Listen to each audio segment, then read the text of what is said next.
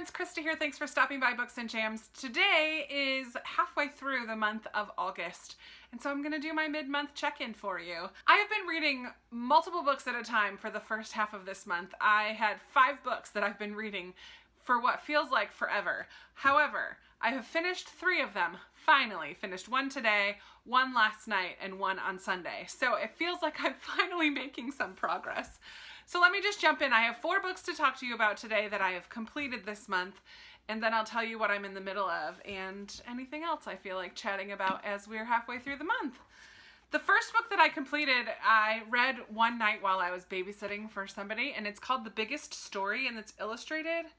It's by Kevin DeYoung and illustrated by Don Clark. This is the most gorgeous book. Ultimately, this is a book about the Bible and how the whole Bible is one story. Even though it's made up of 66 different books, it's all one story. But the standout feature in this book, I'm taking the paper cover off because even the hardback is printed. This is the most gorgeous. It has the most beautiful artwork. I mean, every page is stunning. We've got Noah. I mean, it's just absolutely beautiful. So I read this in one evening. It's not, it didn't take very long, but I flipped through it. I read it and then I flipped through it again just to like take in some of the pictures because I absolutely love the style of art in here. So this is a children's book. It's a great overview of the Bible if you're just curious about what the Bible's all about. This is just a stunning book. I was like, ooh, who could I give this to? I'm like, wait a minute, I don't want to give this to anybody. I want to keep it. It's just so beautiful. So there you have it. The Biggest Story. That's how I started off my August. Not a bad start to the month. It's a book that's been on my shelf since I lived in Massachusetts. So for the last 2 years, I've owned it. Look at the end papers. Oh, I just love it. And finally, I'm like, why haven't I read that? So I just grabbed it and read through it and absolutely loved it. Then I plowed through the end of Us Against You by Frederick Brockman. This is the follow-up to Beartown, which I read last year and absolutely loved. I read this one as well as Beartown with Lindsay from Lindsay's Little Library. She's actually not done with it, but I couldn't resist just plowing through. I was into it on Sunday, and so I just went right through to the end. I always say Bachman is so good at writing characters. I love the characters he writes because they are flawed and quirky usually, but they feel very relatable, and that also is true for the characters in Us Against You. I can't tell you too much about the plot itself because it does follow the events of Beartown, and the tone of this one also follows the tone of the events from Beartown, which is about this hockey team in like the woods, in the middle of the woods, kind of off the beaten path. There is one of the stars of the hockey team is accused of raping a girl in town whose father is like the head of the hockey arena, ice rink kind of thing. So everybody in town, I mean, hockey is the center of this town. Everybody either comes to the games or is part of it or is a parent or whatever. So this event, this rape affects everybody in town, and where do they stand on the issue? Are they supporting the boy? Are they supporting the girl? Do they believe the girl? It's just awful. But so well written. And this is the same. One of the things from both of these 2 books that I love about Bachman is he drops these out, like blatant foreshadowing sentences that make you think something specific is going to happen. And then when it actually comes to happen, things are just a little bit twisted. I am not someone who's very good at predicting what's going to happen. Even when the clues are very obvious, I like to have ideas of what's going to happen, but I'm not often right, and I don't care if I'm right. I like the blatant foreshadowing. I liked the one-liners at the end of each sentence that were like, dun, dun, dun. At the end of each chapter, I mean, that kind of like drop the mic moments where he was like, and then this is going to happen. And she said this, and he felt like that. And I don't know, I'm not a writer, but I love it. I love the characters. I love the idea in here that not everybody is either good or bad. That sometimes what looks like, well, choices that I don't necessarily agree with, there's sometimes other meanings behind them that make you question the morality of different situations or of these people. And you can't categorize people in, you can't put people into little boxes. There we go. I got there. And this book is all about people kind of busting out of the boxes, or like us getting glimpses of people busting out of the boxes that other people want to put them into. Stereotypes and different situations like that. There's a female hockey coach in this one, and one of the old hockey coaches just says over and over, won't it be nice someday when there's just coaches and not female coaches or male coaches, where there's just hockey coaches, where we don't have to quantify in those different categories or those different boxes. I just love it. It has a very dark, heavy tone. I cried like 5 or 6 or 7 or 8 times, especially towards the end. The one thing that I wasn't like wholeheartedly about is that it felt like it was ending for a really long time. I felt like we were wrapping up this situation and then wrapping up that situation and then wrapping up that situation, and it just kept going and going. And while I was totally invested in each of those different storylines, there are a bunch of different characters, but because this is the follow-up to Beartown, it didn't feel confusing at all, because I knew all of those people from Beartown. So that while there are a ton of different characters and we follow a ton of different storylines, it wasn't confusing, but it took a long time to get to the finale, or it felt like there was a finale and then we had to wrap everything up. I was 100% there for it, but I did feel like it just kind of went on and on a little bit at the end. But I wholeheartedly give this 5 stars. I love it. I can't wait to find the paperback edition of it, because that's the ones that I have collected of all his other books. This is a library copy. I love you, Frederick Bachman. You're so fun to read. Oh, so good to read. Fun might not be the best word for this, because it is on the darker side. Not dark as in evil or creepy or anything like that, just dark as in heavy and sad and frustrating. And yeah, it made me think about the way I view other people in a lot of situations. And I love books that can make you do that and still be fun to read. The book that I stayed up until 11:30 finishing last night, even though I had to be at work at 7 this morning, not a wise choice, is Assassin's Quest by Robin Hobb. This wasn't necessarily on my July or August TBR. I'm not sure why I picked it up. I think I was just in the mood for a fantasy. It is massive. This is a mass market paperback. It's almost 800 pages, and I feel like I've been reading it forever, but it's the 3rd in the trilogy. I finished another series this year. I'm so happy about the progress I've been making with this shelf behind me. We continue to follow Fitz and his story, and he's pretty angsty in this one. He's a little older, which is nice to see. We've seen him grow over the last 2 books, and he continues to be like a young man in this one, maybe 18, 19, 20, 21. I'm not sure exactly how old he is, to be honest. Maybe a little even older than that, early 20s. I don't know.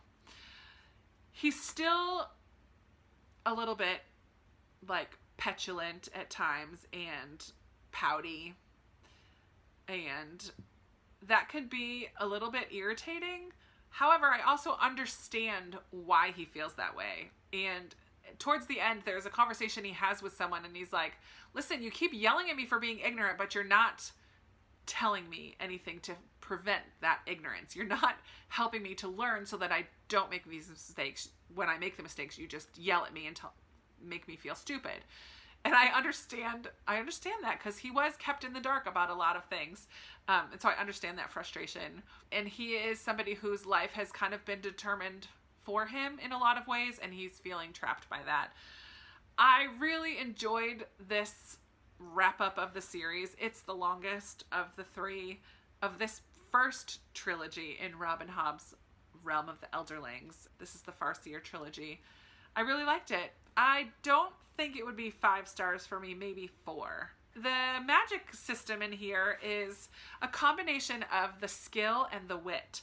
And skilling is between humans, where you can kind of enter the mind of other people and either observe or interact in some way. Not everybody has this ability.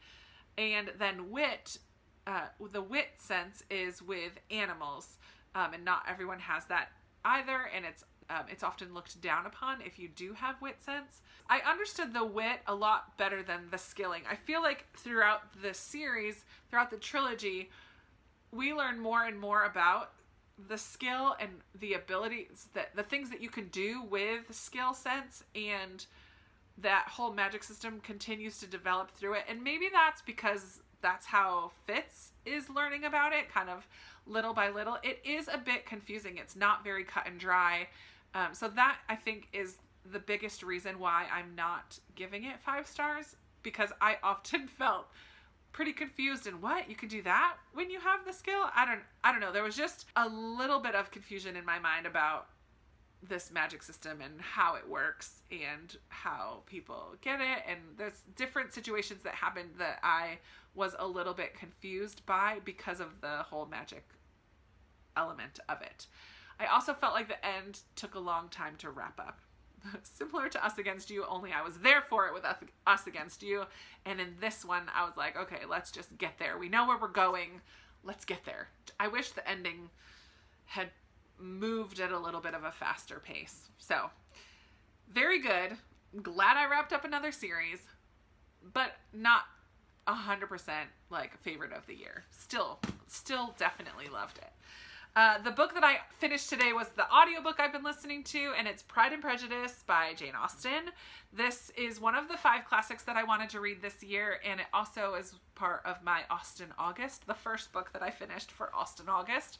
I do have a few more Jane Austen books on deck for the rest of the month. Jane Austen inspired books. I'm not going to read any more of her works in particular, but books inspired by Jane Austen or retellings. And I'm very excited for those. I loved Pride and Prejudice. I've really loved listening. This is the second. I listened to Persuasion earlier this year, and now this is the second book of hers that I've listened to. And as I reread them throughout the next years, I want to listen to the audiobooks of all of them because I'm really enjoying that process. I feel like reading books like this is like coming home. Like, it's just comforting and funny, and I love Mr. Darcy. I love Lizzie Bennet. I love the mom. She's so utterly ridiculous. Lydia, the eye rolls were happening all over every time Lydia would talk. Even the dad, like, come on, buddy, get your family under control.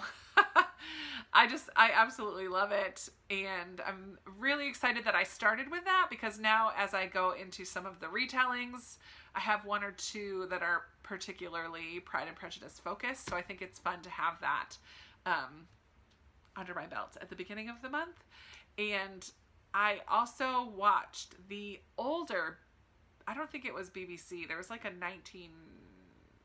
1980s version of Pride and Prejudice that's on Amazon Prime Video. And I watched that kind of as I was listening. I would watch up until the point that I got to on the audiobook, and so it was motivation to keep reading the audiobook because I wanted to keep watching the miniseries. So that was fun as well. That's all that I've read so far, just those 4 books, and I'm still in the middle of 2. I'm reading Pachinko by Min Jin Lee. This is my Goodreads read-along pick for the month, and I am not quite halfway. I'm on page 179 out of like almost 500, 470 something. So almost halfway. I'm liking this much more than I thought I would. After hearing her talk at the National Book Festival, I knew I wanted to read her book. However, I was always a little bit intimidated by this one. For some reason, I just felt like it would be difficult to read. Maybe the pacing would be off, or it would be slow or something. I just felt for some reason it wasn't going to connect with me, but quite the opposite. I'm really enjoying reading this, and we're following Sunja. Sunja is a Korean girl who ends up moving to Japan and her family. So we're going to get into some generations as I continue along, but I'm in part 2. There's 3 parts to the book. I'm really enjoying it. So I will probably finish this in the next couple days because it is much quicker paced, much quicker read than I thought it would be. And the other book that I started and then kind of set down a little bit to focus on these other ones because reading 5 at a time just wasn't working for me. And that's another buddy read, and I don't have the paper cover on here, but it's If You Want to Make God Laugh by Bianca Murray, who I love.